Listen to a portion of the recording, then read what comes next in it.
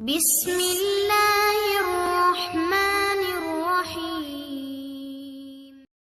بسم الله الرحمن الرحيم قال الإمام البخاري رحمه الله تعالى باب المعاصي من أمر الجاهلية ولا يكفر صاحبها بارتكابها إلا بالشرك لقول النبي صلى الله عليه وسلم إنك امرؤ فيك جاهلية وقول الله تعالى إن الله لا يغفر أن يشرك به ويغفر ما دون ذلك لمن يشاء ബാബുൻ ഇതൊരു ബാബാകുന്നു. അവിടെ ബാബുന് തൻവീൻ കൊടുത്തും വായിക്കുക. ബാബുൽ മആസി മിൻ അംരിൽ ജാഹിലിയ ഇളാവത്തുകൊണ്ടും വായിക്കുക. അൽ മആസി മിൻ അംരിൽ ജാഹിലിയ മുത്തി ഖബറും കൂടെ ജുംലയാണ്. അതിക്ക് ഇളാവത്ത് ചെയ്തിട്ട് ബാബുൽ മആസി അല്ലെങ്കിൽ ബാബുൻ ഇതൊരു ബാബാകുന്നു അങ്ങനെ വായിക്കുക.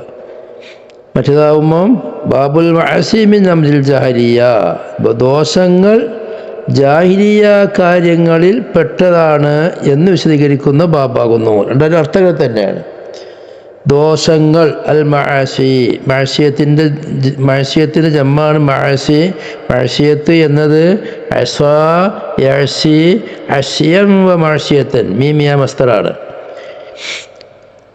അൽ മആസി ദോഷങ്ങളാകുന്നത് മിൻ അംരിൽ ജാഹിലിയത്തി ജാഹിലിയത്തിൻ്റെ കാര്യങ്ങളിൽപ്പെട്ടതാകുന്നു. ഇസ്ലാമിൻ്റെ മുമ്പുള്ള കാലം, മനുഷ്യനിക്ക് എന്ത് തോന്നിവാസങ്ങളും ചെയ്യുന്ന കാലം, തോന്നിവാസമല്ലാതെ നന്മ അറിയില്ല. ആ കാലത്ത് തിന്മകളെല്ലാം നന്മകളായി വരുന്ന കാലമാണെന്ന്. ഏകദേശം ഇന്നത്തെ പോക്കും അങ്ങനെ തന്നെയാണ്.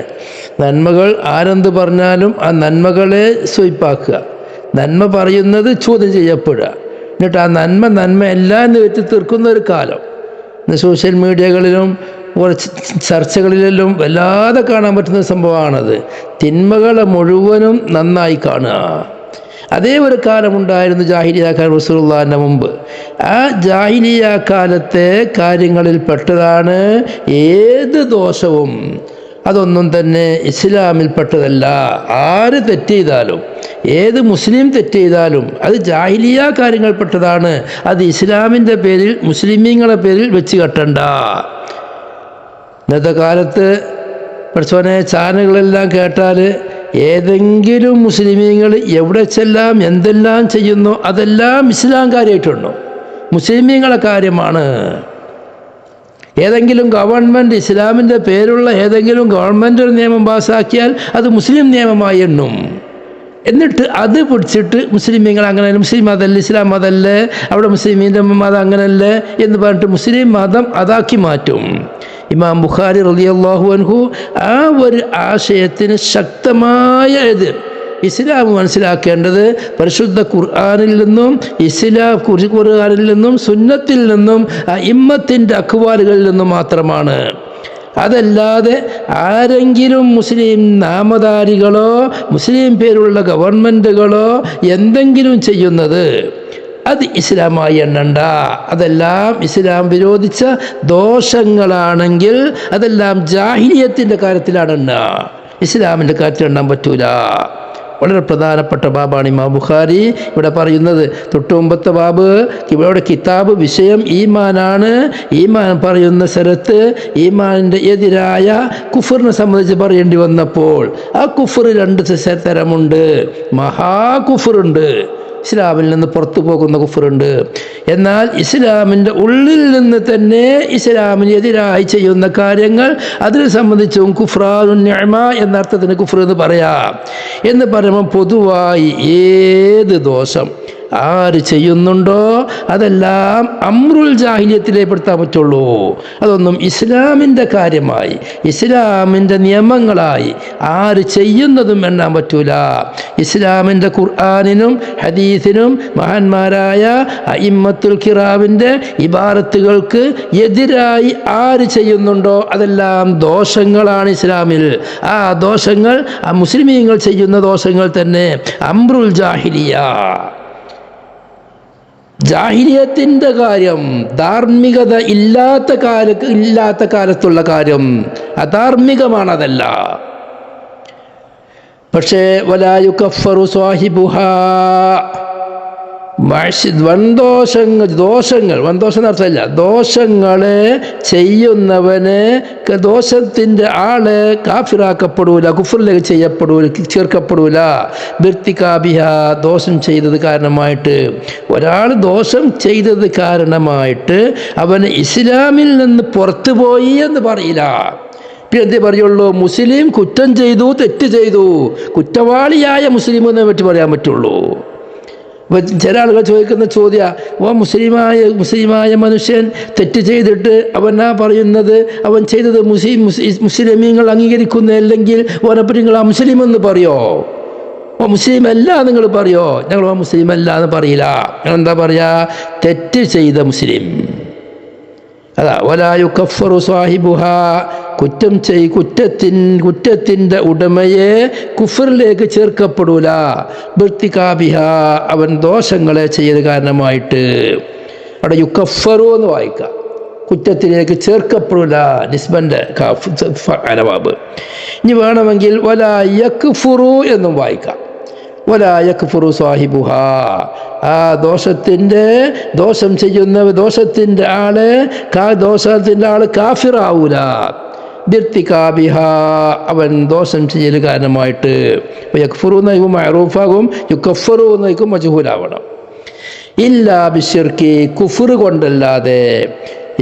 ശിർക്ക് എന്നതുകൊണ്ട് ഉദ്ദേശം അള്ളാഹുവിൻ്റെ ദാത്തിലോ സിഫാത്തിലോ പങ്കു ചേർക്കൽ മാത്രമല്ല, അള്ളാഹു സുബ്ഹാനഹു പരിശുദ്ധ ദീനിൽ നിന്ന് പുറത്തു പോകുന്ന ഏത് കാര്യം ചെയ്താലും. ഖാസ് പറഞ്ഞ് ആമാണ് മുറാദ്. രണ്ട് കോലത്ത് ശിർക്ക് അത് ഉപയോഗിക്കും. കുഫറിനെ പറ്റി എല്ലാം ശിർക്ക് എന്ന് പറയും. അതുപോലെ തന്നെ ചിലപ്പോൾ കുഫറിൽ നിന്നുള്ള ഒരു പ്രത്യേകമായ വിഭാഗത്തെ സംബന്ധിച്ചും ഏത് പറയും? ശിർക്ക് പറയും. ലം യകുനില്ലദീന കഫറു മിൻ അഹ്ലിൽ കിതാബി വൽ മുശ്രിക്കീൻ. അല്ലദീന കഫറു, രണ്ട് വിഭാഗമുണ്ട്. ജൂതന്മാർ, നസ്രാനികൾ അവരുടെ കൂട്ടത്തിലുണ്ട്, മുശ്രിക്കുകളെ കൂട്ടത്തിലുണ്ട് എന്ന് പറയും. അപ്പോൾ ആ മുശ്രിക്ക് എന്ന് പറഞ്ഞാൽ കാഫിറിനേക്കാൾ അഖസ്സാണ്. അപ്പോൾ ഇസ്ലാമിൽ നിന്ന് പുറത്തേക്ക് പോകുന്ന കുറേ കാര്യങ്ങളുണ്ട്. അത് ചെയ്യൽ കൊണ്ടല്ലാതെ ഒരാളെ സംബന്ധിച്ച് കാഫിർ എന്ന് നോക്കുമയൂല. ഇപ്പം മുസ്ലിം തെറ്റ് ചെയ്തത് കൊണ്ട് കാഫിറ എന്ന് പറയാൻ പറ്റൂല. ഇതിനേക്കുള്ള തെളിവ്, ദോഷം ചെയ്യുന്ന ദോഷികൾ, ഈ ദോഷം ഇസ്ലാമിൽപ്പെട്ടതല്ല. ആ ദോഷം ഇസ്ലാമിൻ്റെ മുമ്പുള്ള അധാർമികതയിൽപ്പെട്ടതാണ്. لقول النبي صلى الله عليه وسلم إنك امرؤ فيك جاهلية അൽ മആസി ബിൻ അംദിൽ ജാഹിലിയ തെളിവ് പറയാ. നബി സല്ലല്ലാഹു അലൈഹി വസല്ലം തങ്ങളുടെ വാക്കിന് വേണ്ടി എന്താ റസൂലുള്ളാഹി പറഞ്ഞത്? ഇന്നക, ഒരു ദോഷം ചെയ്ത മഹാനായ സ്വഹാബി വരാൻ പോകുന്നുണ്ട് ഹദീസിൽ. ബഹുമാനപ്പെട്ട അബൂദർ ഗിഫാരി റളിയല്ലാഹു അൻഹു മഹാനായ സ്വഹാബിയാണ്. അവരൊരു തെറ്റ് ചെയ്തപ്പോൾ നബി സല്ലല്ലാഹു അലൈഹി വസല്ലം തങ്ങൾ അവരെ ശാസിക്കുന്ന വിഷയത്തിൽ പറഞ്ഞതാണ്, ഇന്നക, തീർച്ചയായും നീ ഉംറുഉൻ, ഒരു മനുഷ്യനാണ്, ഫീക, നിന്നിലുണ്ട്, ജാഹിലിയത്തുൻ, ജാഹിലിയ കാലത്തേക്ക് ചേർക്കപ്പെടുന്ന ചില സ്വഭാവങ്ങളുണ്ട മനുഷ്യനാണ് നീ. അവൻ നീ ചെയ്ത കാര്യം, ഒരു സുഹൃത്തിനെ അല്ലെങ്കിൽ തൻ്റെ അടിമയെ ചീത്ത പറഞ്ഞു, ഉമ്മാനെ ചീത്ത പറയൽ കൊണ്ട് ചീത്ത പറഞ്ഞു, യബ്ന സൗദാ, കർത്തവളുടെ മകനെ എന്ന് വിളിച്ചു ചീത്ത പറയാൻ വേണ്ടി. അതിനെ സംബന്ധിച്ച് റസൂലുള്ളാഹി തങ്ങളുടെ കേസെത്തിയപ്പോൾ റസൂലുള്ളാഹി പറഞ്ഞതാണ്, ഇന്നക ഇംറൂൻ ഫീക ജാഹിലിയ. കാരണം ആ ചെയ്ത തെറ്റ് ജാഹിലിയത്തിൻ്റെ കാര്യമാണ്, ജാഹിലിയ സ്വഭാവമാണ് നീ കാണിച്ചത് എന്നല്ലാതെ ഇസ്ലാമിൽ സ്വഭാവം, തനതായ സ്വഭാവമുള്ള ഒരാളെ വക്കൽ നിന്ന് ഇങ്ങനെ വരാൻ പറ്റൂല. അവിടെ ഉംറുഉൻ എന്നോടത്തുള്ള റാഗിൻ്റെ അർക്കത്ത് അവസാനത്തെ അംസൻ്റെ അർക്കത്തിനോട് താബിയാണ്. ഹാദാ ഹാദംറുഉൻ റഅയ്തു ഇംറഅൻ മറർതു ബിംറിഇൻ. ആ അംസക്ക് എന്താണോ അർക്കത്തേണ് അതിനൊപ്പിച്ച് റായിൻ്റെ അർക്കത്ത് കൊടുക്കണം. ആണാമോ ഇംറ എന്ന് പറയും, പെണ്ണാവുമ്പം മറുഅത്ത് എന്നും പറയും. വഖൗലില്ലാഹി തആല, അല്ലാഹു സുബ്ഹാനഹു വ തആലയുടെ ഖൗലിന് വേണ്ടിയിട്ടും രണ്ടാമത്തെ ഭാഗം വലാ യുകഫറു സാഹിബുഹാ ബിർതികാബിഹാ ഇല്ലാ ബിശ്ശിർക്കി എന്ന് പറഞ്ഞ് തെളിവ് പറയാൻ പോവുകയാണ്. കുഫർ ചെയ്തത് കൊണ്ട് മാത്രമേ ഒരാൾ കാഫിറായി നുക്ക് ചെയ്യാൻ പറ്റുള്ളൂ. ദോഷം ചെയ്തത് കൊണ്ട് കാഫിർ നുക്ക് ചെയ്യാൻ പറ്റൂല. അതിന് തെളിവെന്താ? അള്ളാഹിൻ്റെ ഖൗല് ഇന്നല്ലാഹ ലാ യഗ്ഫിറു അൻ യുശ്റക ബിഹി വയഗ്ഫിറു മാ ദൂന ദാലിക ലിമൻ യശാ എന്ന ആയത്തിന് വേണ്ടി ഇന്നല്ലാഹ തീർച്ചയായും അല്ലാഹു സുബ്ഹാനഹു വ തആല ലാ യഗ്ഫിറു അൻ യുശ്റക ബിഹി അവനെ കൊണ്ട് ശിർക്ക് വെക്കപ്പെടലിനെ അവൻ പുറത്തു കൊടുക്കൂല. വയഗ്ഫിറു മാ ദൂന ദാലിക അതല്ലാത്തിനെ അല്ലാഹു പുറത്തു കൊടുക്കും ലിമൻ യശാ അല്ലാഹു തആല ഉദ്ദേശിച്ചവർക്ക്. അവിടെ ഇതെങ്ങനെ തെളിവാകാൻ ചോദിക്കുന്നവരുണ്ട്. ലാ യഗ്ഫിറു എന്ന് പറഞ്ഞാൽ അല്ലാഹു തആല പുറത്തു കൊടുക്കൂല എന്ന് പറഞ്ഞാൽ ശിർക്ക് വെക്കലിനെ അല്ലാഹു പുറത്തു കൊടുക്കൂല, അത് വലിയ വൻകുറ്റമാണ് അവൻ മുസ്ലിം അല്ലാത്തത് കൊണ്ട്. വയഗ്ഫിറു മാ ദൂന ദാലിക അതല്ലാത്ത എല്ലാ ദോഷങ്ങളെയും അല്ലാഹു തആല പുറത്തു കൊടുക്കും, കാരണം കാഫിറാവാത്തത് കൊണ്ട്. കാരണം കുഫറും മഗ്ഫിറത്തും തമ്മിൽ മുത്തലാസിമാനിയാണ്. കുഫറും അതുമുൽ മഗ്ഫിറത്തും. കാഫിറാണോ പുറത്തു കൊടുക്കൂല, കാഫിറല്ലേ മയ്യശാവിന് പുറത്തു കൊടുക്കും. അപ്പം എന്താ ആയത്തിൻ്റെ അർത്ഥം? അല്ലാഹു സുബ്ഹാനഹു വ തആല ശിർക്ക് വക്കലിനെ അല്ലാഹു തആല ഒരിക്കലും പുറത്തു കൊടുക്കൂല, കാരണം അവൻ കാഫിറാണ്, മുശ്രിക്കാണ്. വയഗ്ഫിറു മാ ദൂന ദാലിക ലിമൻ യശാ ആ ശിർക്കിൻ്റെ താഴെയുള്ള ഏത് ദോഷം ചെയ്താലും, കുഫ്റിൻ്റെ താഴെയുള്ള ഏത് ദോഷം ചെയ്താലും അല്ലാഹു ഉദ്ദേശിച്ചവർക്ക് അല്ലാഹു പുറത്തു കൊടുക്കും, കാരണം അവൻ കാഫിറായിട്ടില്ല, അല്ലാഹുവിൻ്റെ ഇറാദത്തിലാണ് അവനുള്ളത്. ഇമാം ബുഖാരി ഈ ചർച്ച ഇവിടെ കൊണ്ടുവന്നത് റാഫിളിയാക്കൾ, ഇബാദിയാക്കൾ, ഖവാരിജിയാക്കൾ ഇവരുടെ വാദത്തിനക്ക് മറുപടി നൽകാനാണ്. റാഫിളിയാക്കൾ ഷിയാക്കളാണ്, ഇബാദിയത്ത് ഷിയാക്കളിൽപ്പെട്ടൊരു വിഭാഗമാണ്. മറ്റൊരു ഭാഗത്ത് ഫത്ഹുൽ ബാരി തന്നെ വിശദീകരിച്ചിട്ടുണ്ട് ഇബാദിയത്തിനെ പറ്റി. അഹ്ലുസുന്നത്തിൻ്റെ ആശയത്തോട് ഷിയാക്കളിൽ വെച്ച് ഏറ്റവും സാമ്യമുള്ളൊരു വിഭാഗമാണെന്ന്. അതിൽപ്പെട്ട വിഭാഗമാണ് ഇബാദിയത്തിൽപ്പെട്ട ഒരു വിഭാഗമാണ് ഇന്ന് ഒമാനിലുള്ള അധിക പേരും. അതാണ് ഇബാദിയത്ത്. അതുപോലെ ഖവാരിജിയാക്കൾ എന്താ അവരുടെ വാദം? മുഅ്മിനീങ്ങളിൽ നിന്ന് കുറ്റവാളികൾ, അവർ ദോഷം ചെയ്ത് കാരണം നരകത്തിൽ ശാശ്വതന്മാരാണ്. ഇതാണ് അവരുടെ വാദം. ആ വാദത്തിനക്ക് മറുപടി നൽകലാണ് ഇവിടെ ഇമാം ബുഖാരിയുടെ ലക്ഷ്യം. അഹ്ലുസുന്നയുടെ മദ്ഹബ് ഉള്ളത്, അഹ്ലുസുന്നത്തി വൽ ജമാഅത്തിൻ്റെ മദ്ഹബ് ദോഷികളാണ്. ആ ദോഷികൾ എത്ര വലിയ വൻകുറ്റം ചെയ്താലും, അബൂദർ ഗിഫാരി റളിയല്ലാഹു അൻഹു ഹദീസിൽ തന്നെ കാണാം, നബി സല്ലല്ലാഹു അലൈഹി വസല്ലം തങ്ങൾ പറഞ്ഞു, ആരെങ്കിലും ഒരാൾ മനസ്സിലുറപ്പിച്ച് ലാ ഇലാഹ ഇല്ലല്ലാഹ് എന്ന് ചൊല്ലിയാൽ അവൻ സ്വർഗത്തിലാണ്. ബഹുമാനപ്പെട്ട അബൂദർ ഗിഫാരി ചോദിക്കുന്നുണ്ട്, വയിൻ സനാ വയിൻ സറഖ, വ്യഭിചരിച്ചാലും കട്ടാലും സ്വർഗത്തിൽ കടക്കുമോ? നബി തങ്ങൾ പറയുന്നുണ്ട് വയിൻ സനാ വയിൻ സറഖ. അപ്പോൾ വീണ്ടും ചോദിക്കുന്നുണ്ട്, അങ്ങനെ 3 പ്രാവശ്യം ചോദിക്കുന്നുണ്ട്, വയിൻ സനാ വയിൻ സറഖ, വ്യഭിചരിച്ചാലും കട്ടാലും സ്വർഗത്തിൽ കടക്കുമോ? നബി തങ്ങൾ പറയുന്നുണ്ട് അതെ, വ്യഭിചരിച്ചാലും കട്ടാലും സ്വർഗത്തിൽ കടക്കും. അവസാനം പറയുന്നുണ്ട് വയിൻ റഗം അലാ റഗ്മി അൻഫി അബീ ദർ. അതിന് ശേഷമാണ് ആ ചോദ്യം നിർത്തിയത്. അപ്പോൾ മുർത്തഖിബുൽ കബീറത്ത് അല്ലാഹു തആലാന്റെ മശിയത്തിൻ്റെ കീഴിലാണ്. അല്ലാഹു തആല ശിർക്ക് ചെയ്യാത്ത കാലത്തോളം ചിലപ്പോൾ അല്ലാഹു തആല ഓനിക്ക് നരകത്തിൽ കടക്കാതെ മാഫ് നൽകും. ചിലപ്പോൾ അത് ചെയ്ത കുറ്റത്തിനേക്കുള്ള ശിക്ഷ നൽകിയതിൻ്റെ ശേഷം സ്വർഗത്തിലേക്ക് കടക്കും. എന്തായാലും മുഖല്ലതും പിന്നാറല്ല. ഇതാ സുന്ന ജമാഅത്തിൻ്റെ ആശയം. എന്നാൽ ഖവാരിജിയാക്കൾ പറയുന്നത് ഫൽ കബീറത്തു മൂജിബത്തുൽ ലിൽ കുഫ്രി, വൻദോഷം കുഫറിനെ നിർബന്ധമാക്കുന്നതാണ്. അത് കാരണം കാഫിറായി നരകത്തിൻ്റെ അവകാശിയാണ്. മുഅ്തസിലത്തിൻ്റെ അടുക്കൽ മുർത്തഖിബുൽ കബീറത്ത് മുഅ്മിനുമല്ല കാഫിറുമല്ല. മൻസിലത്തും ബൈനൽ മൻസിലത്തൈൻ, അതായത് ഒറിജിനൽ കാഫിറിൻ്റെ മാതിരി നരകത്തിൽ വലിയ വൻശിക്ഷക്ക് വിധേയമായി ശാശ്വതമായി കിടക്കുന്നവൻ അങ്ങനെയല്ല. എന്നാൽ മുഅ്മിന്റെ മാതിരി സ്വർഗത്തിൽ പ്രവേശിക്കപ്പെടുന്നവനുമല്ല. പിന്നെ ഇളവുള്ള ശിക്ഷയോട് കൂടെ നരകത്തിൽ ശാശ്വതമാകും എന്നുള്ളതാണ്. وبه قال الشيخ الإمام الحافظ أمير المؤمنين في الحديث أبو عبد الله محمد بن إسماعيل البخاري رحمه الله تعالى ونفعنا بعلومه.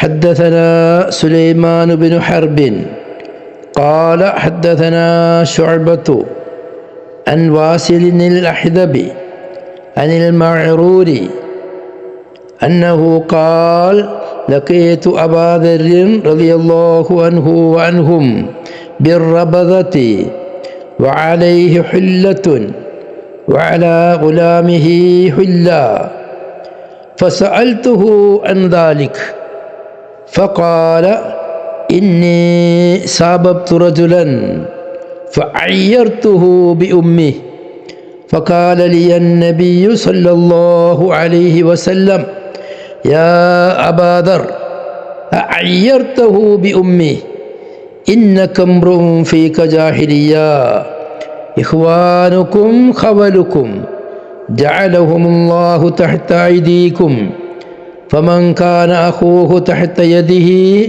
فليطعمه مما يأكل وليلبسه مما يلبس ولا تكلفوهم ما يغلبهم فإن كلفتموهم فأعينوهم.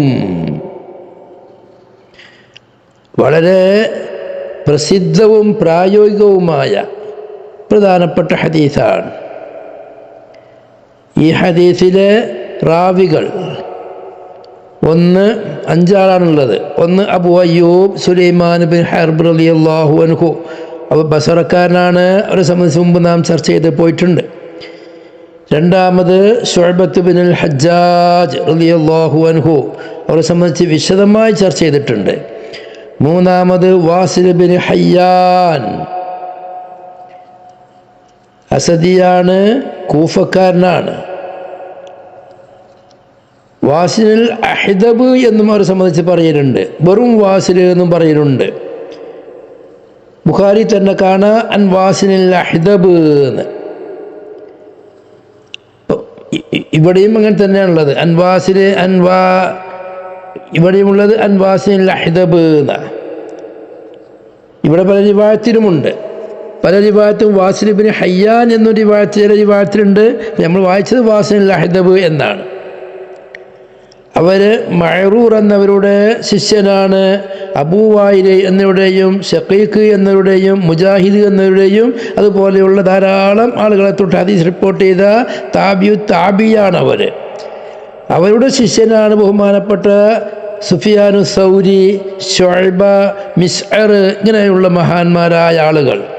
യഹ്യബ്നു മഈൻ ഹദീസിൻ്റെ റാവികളെ സംബന്ധിച്ച് വിലയിരുത്തുന്ന മഹാനാണ്. അവർ പറയുന്നത് സിഖത്തുൻ.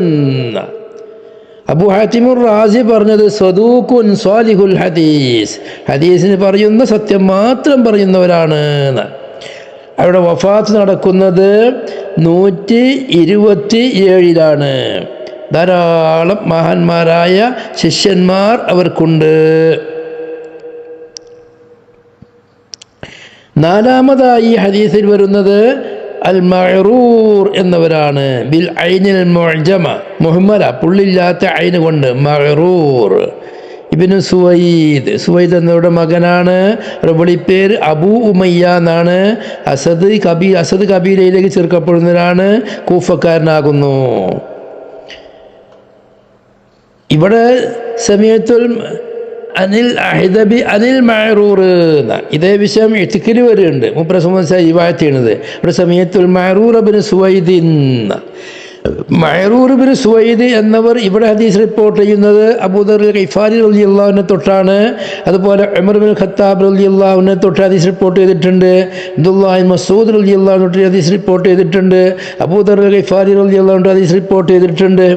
അതുപോലെ അവരുടെ ശിഷ്യന്മാരായിട്ട് വാസ്നുൽ അഹ്ദബുണ്ട്, ഇവിടെ പറഞ്ഞ മാതിരി തന്നെ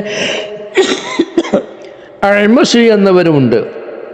അഅ്മശ് എന്നവർ പറയുന്നത് റഅയ്തുഹു വഹുവ ഇബ്നു 120 സന, ഞാൻ അവരെ കാണുമ്പോൾ മഅറൂർ എന്നവരെ ഞാൻ കാണുമ്പോൾ അവർക്ക് 120 വയസ്സുണ്ട്. അസ്വദർ റഅ്സി വൽ ലിഹ്യ, അന്നും അദ്ദേഹത്തിൻ്റെ തലമുടിയോ താടിമുടിയോ നരച്ചിരുന്നില്ല, കറുത്ത താടിയും കറുത്ത തലമുടിയുമായിരുന്നു. അങ്ങനെയുള്ള 100 വയസ്സ് കഴിഞ്ഞവരെ സംബന്ധിച്ചാണ് മുഹദ്ദിസീങ്ങൾ അൽ മുഅമ്മർ എന്ന് പറയല്. നമ്മുടെ സനദ് പറഞ്ഞ കൂട്ടത്തിൽ മുഖദ്ദിമയിൽ മുഅമ്മരീങ്ങളായ കുറേ ആളുകളെ പറഞ്ഞിട്ടുണ്ട്. യഹ്യ ഇബ്നു മഈനും അബൂ ഹാത്തിമുർ റാസിയും പറയുന്നത് സിഖത്തുൻ, മഹാന്മാരായ ധാരാളം മഹാന്മാർ റിപ്പോർട്ട് ചെയ്തിട്ടുണ്ട്. അവരുടെ പേര് ബുഖാരിയിൽ വന്നത് തന്നെ അവരുടെ മദ്ഹിൻ്റെ ഏറ്റവും എല്ലാത്തിനും കൊള്ളുന്നവരാണ്. ഇതിനൊക്കെ തെളിവാണ് ബുഖാരിയിൽ അവരുടെ പേര് പറഞ്ഞു എന്ന് പറയുന്നത്. അഞ്ചാമതായി നമ്മുടെ സനദിൽ വരുന്നത് ബഹുമാനപ്പെട്ട അബൂദർ ഗിഫാരി റളിയല്ലാഹു അൻഹു ലഖീതു അബൂദർ ബിർറബദാദ പറയുന്നത് അബൂദർ റളിയല്ലാഹു അൻഹു. അബൂദർ ഗിഫാരി റളിയല്ലാഹു അൻഹു അവരുടെ പേര് ജുന്ദുബ് എന്നതാണ്. അബൂദർ എന്നുള്ള അവരുടെ മകനുണ്ടായിരുന്നു ദർ എന്ന പേര്. ദർ ചെറിയ ചോണർമ്പ് എന്നാ. അങ്ങനെ അബൂദർ എന്ന മകനിലേക്ക് ചേർത്തിട്ടാണ് അബൂദർ എന്ന് ഉപയോഗിക്കുന്നത്. അവർക്ക് ഒരു മകനുണ്ടായിരുന്നു ദർ എന്ന, അതുപോലെ മറ്റൊരു മകളുണ്ടായിരുന്നു. 2 കുട്ടികളെ ഉള്ള, ഒരു മോനും ഒരു മകളും. അവരുടെ പേര് അബൂദർ എന്ന പേരാണ് അറിയപ്പെട്ടിട്ടുള്ളത്. പക്ഷേ ജുന്ദുബ് എന്നതാണ് അവരുടെ പേരിൽ റാജിഹായ അഭിപ്രായം. അവരുടെ പേര് വാപ്പാൻ്റെ പേരിൽ ധാരാളം അഭിപ്രായ വ്യത്യാസമുണ്ട്. 9ഓളം അഭിപ്രായങ്ങൾ അത് പറഞ്ഞിട്ടുണ്ട്. മഹാനവറുകൾ ഇസ്ലാമിൽ ആദ്യമായി കടന്നു വന്നവരാണ്. ഗിഫാർ കബീലക്കാരനാണ്. അസ്ലമ ഖദീമ, ആദ്യമായി മുസ്ലിമായ ആളുകളിൽപ്പെട്ടവരാണ്. പഴയ മുസ്ലിമാണ്. അവർ തന്നെ പറയുന്നുണ്ട് അനറാബി അർബഅത്തിൻ ഫിൽ ഇസ്ലാം വയുകാലു കാന ഖാമിസ ഖംസത്തിൻ. അവർ പറഞ്ഞു ഇസ്ലാമിലെ 4ൽ പെട്ട ഒരാളായിരുന്നു ഞാൻ. വേറെ കാണാൻ 5ൽ പെട്ട ഒരാളാണ്. ഏതായാലും 4ാമത്തെ ആളായിട്ട് മുസ്ലിമായത്, അല്ലെങ്കിൽ 5ാമത്തെ ആളായിട്ട് മുസ്ലിമായ ആൾ ബഹുമാനപ്പെട്ട അബൂദർ ഗിഫാരി റളിയല്ലാഹു അൻഹു ആണ്. മക്കയിൽ നബി സല്ലല്ലാഹു അലൈഹി വസല്ലമ തങ്ങളെ കാണാൻ വേണ്ടി പോവുകയും നബി തങ്ങൾ മക്കയിൽ വന്നിട്ടുണ്ട് എന്നുള്ള വിവരം ബനൂ ഗിഫാർ കബീലയിലെത്തിയപ്പോൾ അബൂദർ ഗിഫാരി റളിയല്ലാഹു അൻഹു തൻ്റെ ജ്യേഷ്ഠനായ ഉനൈസ്, അവർ വലിയ കവിയാണ്, അവരെ വിളിച്ചുകൊണ്ട് പറഞ്ഞു നീ മക്കയിൽ പോകണം. അവിടെ ഒരു പ്രവാചകൻ വന്നു എന്ന് പറയപ്പെടുന്നുണ്ട്. അത് കള്ളപ്രവാചകനാണോ യഥാർത്ഥ പ്രവാചകനാണോ എന്നതിന് വ്യക്തമായി പഠിച്ചു വരണമെന്ന് ഉനൈസ് എന്നവരയക്കുകയും അവർ മക്കയിൽ പോയി നബി സല്ലല്ലാഹു അലൈഹി വസല്ലമ തങ്ങളെ സംബന്ധിച്ച് പഠനം നടത്തി തിരിച്ചു വന്നു. അബൂദർ ഗിഫാരി ചോദിച്ചു എന്താണ് വിവരം? അവൻ പറഞ്ഞു ഞാൻ അദ്ദേഹത്തെ കണ്ടു, അദ്ദേഹം നന്മയിലേക്ക് ക്ഷണിക്കുന്നുണ്ട്, അദ്ദേഹം ചില വചനങ്ങൾ ഉരുവിടുന്നുണ്ട് ഖുർആൻ, അത് ബൈത്തല്ല, പദ്യമല്ല. അബൂദർ ഗിഫാരി പറഞ്ഞു മാ ശഫൈതനി, എൻ്റെ ഈ റിസൾട്ട് എനിക്ക് മതിയായിട്ടില്ല. അങ്ങനെ ബഹുമാനപ്പെട്ട അബൂദർ ഗിഫാരി റളിയല്ലാഹു അൻഹു നേരിട്ട് മക്കയിലേക്ക് ചെന്നു. മക്കയിൽ ചെന്നു മഹാനവറുകൾ കഅബന്റെ ചുറ്റുഭാഗത്തും കഅബന്റെ ചുറ്റുഭാഗത്തുമായി താമസമാക്കി. സംസം വെള്ളം കുടിച്ചുകൊണ്ട് മാത്രം അവിടെ കുറേ ദിവസം താമസിച്ചു. ചില ദിവസങ്ങളിൽ സിദ്ദീഖുൽ അക്ബർ റളിയല്ലാഹു അൻഹു സൽക്കരിച്ചിരുന്നു എന്ന് പറയപ്പെടുന്നുണ്ട്. അങ്ങനെ അവർ ആരോടും ഒന്നും അന്വേഷിച്ചില്ല. പല സംഭവങ്ങളും ആ ദിവസങ്ങളിൽ ഉണ്ടായിട്ടുണ്ട്. അങ്ങനെ അവസാനത്തെ ദിവസങ്ങളിൽ ബഹുമാനപ്പെട്ട അലി ഇബ്നു അബീ ത്വാലിബ് റളിയല്ലാഹു അൻഹുവിനെ കണ്ടെത്തി കാണുകയും അവർ അലി റളിയല്ലാഹു അൻഹു അബൂദർ റളിയല്ലാഹു അൻഹുവിനെ വൈകുന്നേരം വീട്ടിലേക്ക് കൊണ്ടുപോവുകയും രാവിലെ മസ്ജിദുൽ ഹറാമിൽ കൊണ്ടുപോയി എത്തിക്കുകയും ചെയ്തു. 3ാമത്തെ ദിവസം അലി റളിയല്ലാഹു അൻഹു ചോദിച്ചു നിങ്ങൾ ആരാണ്, നിങ്ങൾ എന്തിനു വന്നതാണ്? അപ്പോൾ പറഞ്ഞു, എൻ്റെ ലക്ഷ്യം നിന്നോട് പറഞ്ഞാൽ നീ ഒരാളോടും പറയില്ല, എൻ്റെ രഹസ്യം ഒരാൾക്കും നീ വിട്ടുകൊടുക്കൂല എന്ന് വാക്ക് തരികയാണെങ്കിൽ ഞാൻ പറഞ്ഞുതരാം. അപ്പോൾ പറഞ്ഞോളി, ഞാൻ പൂർണ്ണമായി വിശ്വസിക്കാൻ പറ്റിയ ആളാണ്, ഒരാളോടും പറയില്ല. അപ്പോൾ പറഞ്ഞു, ഞാനിവിടെ നബിയാണെന്ന് പറയുന്ന ഒരാളുണ്ട്, അദ്ദേഹത്തെ കാണണം എനിക്ക്, അതിനു വേണ്ടി വന്നതാണ്. അപ്പോൾ അലി റളിയല്ലാഹു അൻഹു പറഞ്ഞു, അദ്ദേഹം നബിയാണ് എന്നുള്ളത് സത്യമാണ്, എനിക്കറിയാം, നിങ്ങൾ എൻ്റെ കൂടെ വന്നാൽ മതി, ഞാൻ കുറേ മുന്നിൽ നടക്കും, നിങ്ങൾ എൻ്റെ ബാക്കിൽ നടക്കണം. ഇതെല്ലാം പല റിവായത്തുകളിലായി ഹദീസുകൾ വന്നിട്ടുണ്ട്. മുസ്ലിമിൽ തന്നെ ഇത് സംബന്ധമായ വിശദമായ ഹദീസുകളുണ്ട്.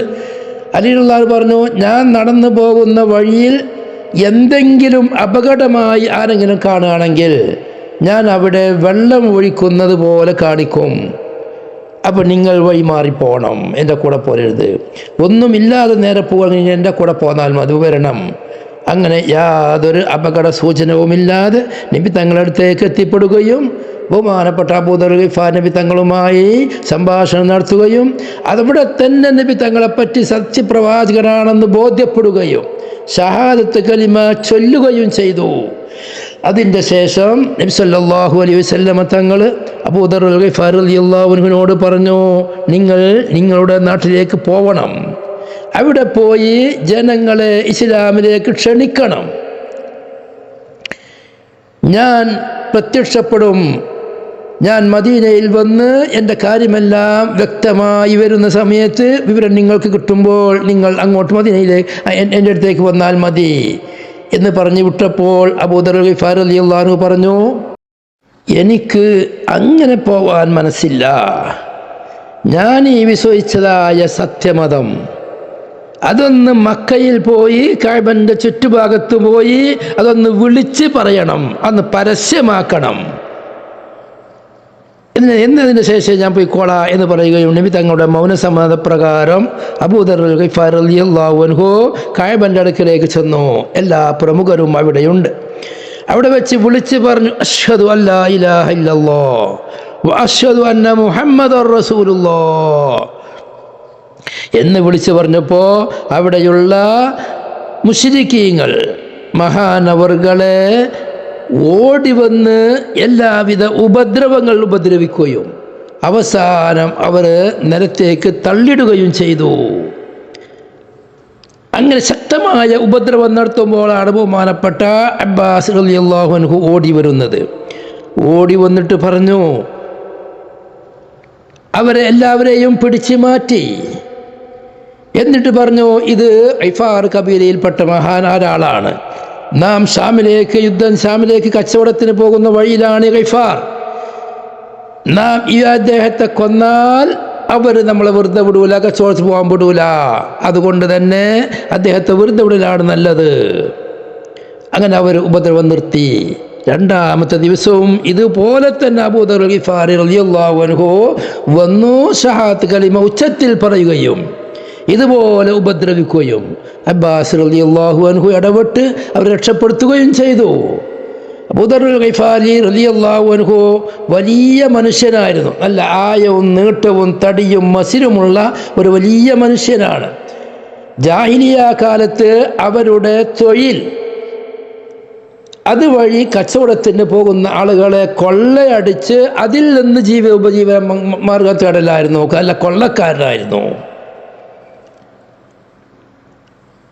നബി സല്ലല്ലാഹു അലൈഹി വസല്ലമ തങ്ങളെ കൊണ്ട് മുസ്ലിമായതിൻ്റെ ശേഷം മുസ്ലിമായി അവർ രണ്ടാമത്തെ ദിവസത്തെ തല്ലും പിടിയുമെല്ലാം കഴിഞ്ഞു നാട്ടിലേക്ക് തിരിച്ചെത്തി. അവിടുത്തെ പ്രമുഖരിൽപ്പെട്ടവരാണ്. അവിടെ വെച്ച് ഇസ്ലാമിനെ അവരിലേക്ക് എത്തിച്ചു കൊടുക്കുകയും ദഅവത്ത് ചെയ്യുകയും ചെയ്തപ്പോൾ ഗിഫാർ കബീലയിൽപ്പെട്ട പകുതി ആളുകൾ മുസ്ലിമായി.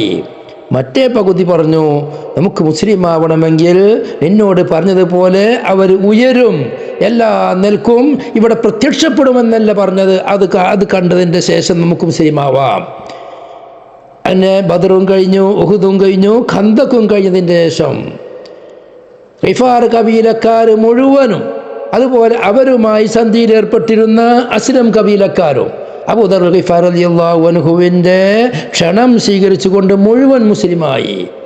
എല്ലാവരെയും കൊണ്ടൊരു വലിയ ഒരു സംഘവുമായി ബഹുമാനപ്പെട്ട അബൂദർ ഗിഫാർ റളിയല്ലാഹു അൻഹു മദീനയിലേക്ക് വരുന്നു.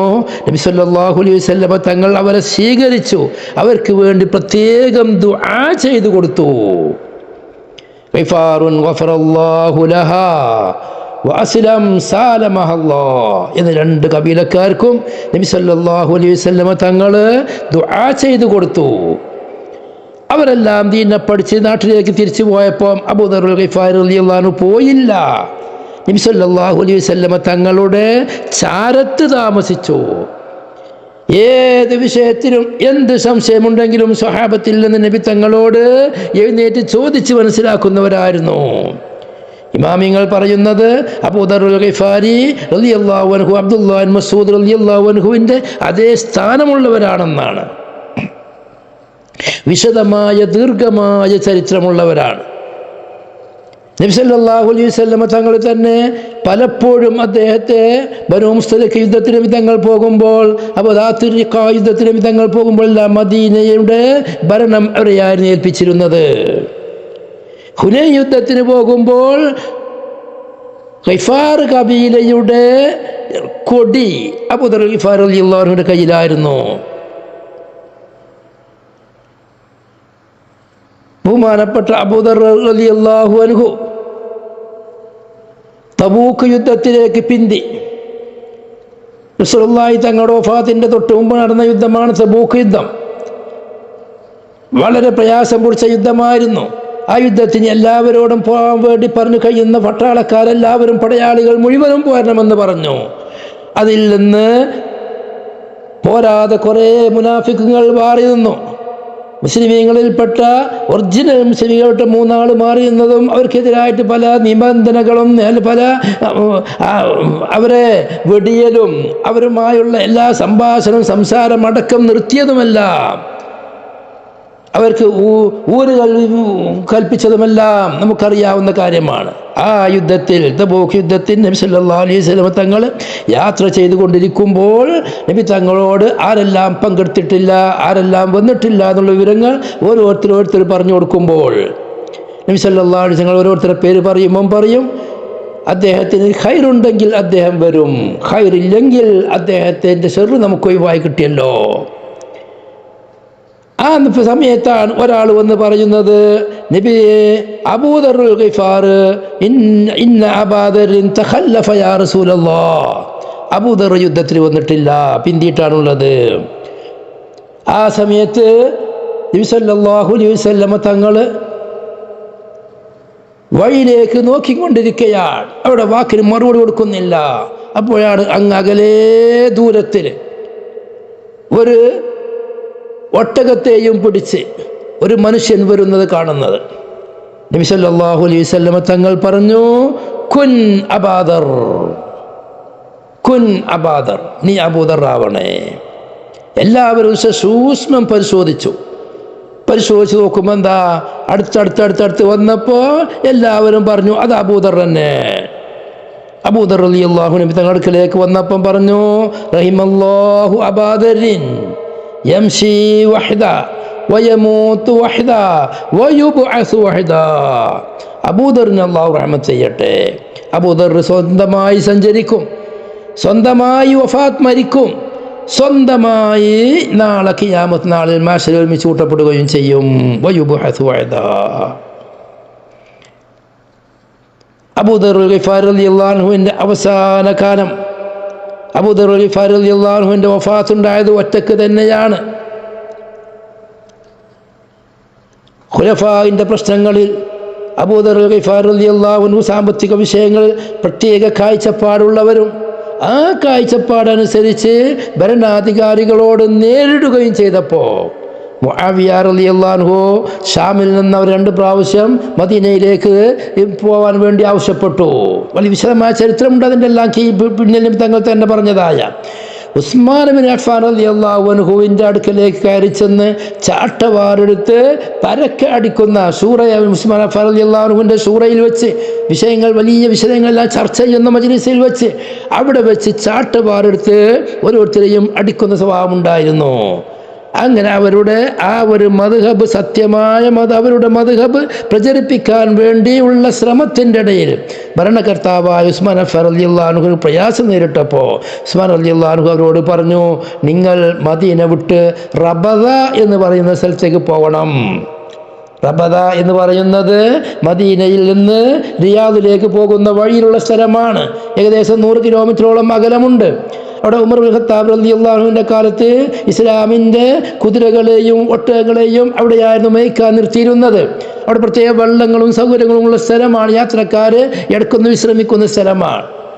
റബദയിലേക്ക് പോകണമെന്നുള്ള നിർദ്ദേശപ്രകാരം അവർ റബദയിലേക്ക് പോവുകയും അവിടെ വെച്ച് ഉസ്മാൻ അഫ്ഫാൻ റളിയല്ലാഹു അൻഹുവിൻ്റെ എതിരാളികൾ, പ്രത്യേകിച്ചും ഷിയാക്കൾ, നാട് കടത്തി എന്ന് പറയുന്നുണ്ട്. അത് ശരിയല്ല.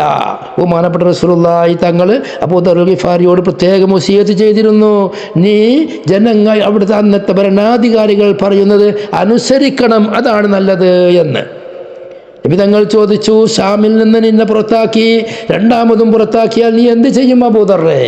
ഞാൻ എൻ്റെ വാളുകൊണ്ട് എൻ്റെ മരണം വരെ ഞാൻ അവരോട് പോരടിക്കും എന്ന് പറഞ്ഞപ്പോൾ റസൂലുള്ളാഹി പറഞ്ഞു, അതിനേക്കാൾ നല്ലത് ഞാൻ പറഞ്ഞു തരാം. നിനക്ക് നല്ലത് ഭരണാധികാരിയുടെ ഭരണം അംഗീകരിച്ച് അവരുടെ നിർദ്ദേശം അംഗീകരിക്കുക, അതാണ് നിനക്ക് ഖൈറ്. അവിടെ നബി തങ്ങൾക്ക് വാക്ക് കൊടുത്താൽ ഞാൻ അംഗീകരിക്കാം. അങ്ങനെ അത് പ്രകാരം റബദയിലേക്ക് അവർ പോകുകയും അവിടെ ഉണ്ടായിരുന്നത് ആകെ 4 പേരാണ്. അബൂദർ ഗിഫാരി റളിയല്ലാഹു അൻഹു, അവരുടെ ഭാര്യ, അവരുടെ അടിമ, അവരുടെ മകളും, 3 അബൂദർ ഗിഫാരി കൂടാതെ 3 ആള്. അവർക്ക് മരണം ആസന്നമായ സമയത്ത് ഭാര്യ ചോദിച്ചു, നിങ്ങൾ ഈ സ്ഥലത്ത് വെച്ച് മരണപ്പെട്ടാൽ ഞാൻ എന്ത് ചെയ്യും? അവർ മരിക്കാൻ വേണ്ടി കിടക്കുന്ന സമയത്താണ്. സക്രാത്തിൻ്റെ ഘട്ടത്തിൽ ഭാര്യ ചോദിക്കുന്നു, നിങ്ങൾ ഭാര്യ കരയുമ്പോൾ ഭാര്യയോട് ചോദിച്ചു, എന്തിനാ കരയുന്നത്? ഇമാം അഹ്മദ് റിപ്പോർട്ട് ചെയ്ത ഹദീസാണ് ഞാൻ പറയുന്നത്. ഭാര്യ ചോദിച്ചു, ഞാൻ എങ്ങനെ കരയാതിരിക്കും? നിങ്ങളിവിടെ ഈ മരുഭൂമിയിൽ വെച്ച് വഫാത്താവാൻ പോവുകയാണ്, മരണഘട്ടമാണ്, നിങ്ങൾക്ക് സക്രാത്തിൻ്റെ ഘട്ടമാണ്. നിങ്ങളെ ഖബറടക്കാനോ നിങ്ങളെ കഫൻ ചെയ്യാനോ എൻ്റെ അടുക്കൽ ഒന്നും തന്നെ ഇല്ല. ഈ ഒരു ഘട്ടത്തിൽ ഞാൻ കരയുകയല്ലാതെ എന്ത് ചെയ്യും? ആ സമയത്ത് അബൂദർ ഗിഫാരി പറഞ്ഞു, അബ്ശിരി, നീ സന്തോഷം കൊണ്ടോ, കാരണം വഇന്നി സമയത്തു റസൂലുള്ളാഹി സ്വല്ലല്ലാഹു അലൈഹി വസല്ലം യഖൂലു, നബി സ്വല്ലല്ലാഹു അലൈഹി വസല്ലം തങ്ങൾ പറയുന്നതായി ഞാൻ കേട്ടിട്ടുണ്ട്, ലയമൂതന്ന റജുലുൻ മിൻകും ബിഫലാത്തിൻ മിനൽ അർദ്, നിങ്ങളിൽപ്പെട്ട ഒരാൾ ഭൂമിയിൽ നിന്നുള്ളൊരു മരുഭൂമിയിൽ വെച്ച് മരിക്കുക തന്നെ ചെയ്യും. യശ്ഹദുഹു ഇസാബത്തും മിനൽ മുഅ്മിനീൻ, അദ്ദേഹത്തിനേക്ക് മുഅ്മിനീങ്ങളിൽപ്പെട്ട ഒരു വിഭാഗം, നല്ലൊരു സംഘം, ഒരു ജമാഅത്ത് അദ്ദേഹത്തിന് ജനാസക്ക് ഹാജരാകും എന്ന് നബി സല്ലല്ലാഹു അലൈഹി വസല്ലം പറഞ്ഞിട്ടുണ്ട്. അന്ന് റജുലും മിൻകും എന്ന് റസൂൽ പറയുമ്പോൾ നിങ്ങളിൽപ്പെട്ട ഒരാൾ എന്ന് പറയുന്ന ആ വിഭാഗത്തിൽപ്പെട്ട ഞാനല്ലാത്ത എല്ലാവരും മരണപ്പെട്ടു പോയി. അവരെല്ലാവരും മരിച്ചത് ഓരോരോ ഗ്രാമങ്ങളിൽ വെച്ചിട്ടും വലിയ വലിയ ആളുകളുടെ ഇടയിൽ വെച്ചിട്ടുമാണ്. ഒറ്റക്ക് ഫലാത്തിൽ വെച്ച് മരുഭൂമിയിൽ വെച്ച് മരിക്കാൻ ഞാൻ മാത്രമേ ബാക്കിയുള്ളൂ. ബാക്കിയുള്ളവരൊക്കെ വളരെ നല്ല നിലക്ക് ജനങ്ങളുടെ ഇടയിൽ വെച്ച് മരിച്ചുപോയി. വഇന്നി അനല്ലദി യമൂതു ബിഫലാത്ത്, മരുഭൂമിയിൽ വെച്ച് മരിക്കുന്നവൻ ഞാനാണ്. വല്ലാഹി മാ കദബ്തു വലാ കദബ്തു, ഞാൻ ഈ പറയുന്നത് സത്യമാണ്, കളവല്ല. പിന്നീട് ഭാര്യയോട് പറഞ്ഞു, ഞാൻ മരിക്കാൻ പോവുകയാണ്, മരണപ്പെട്ടു പോയാൽ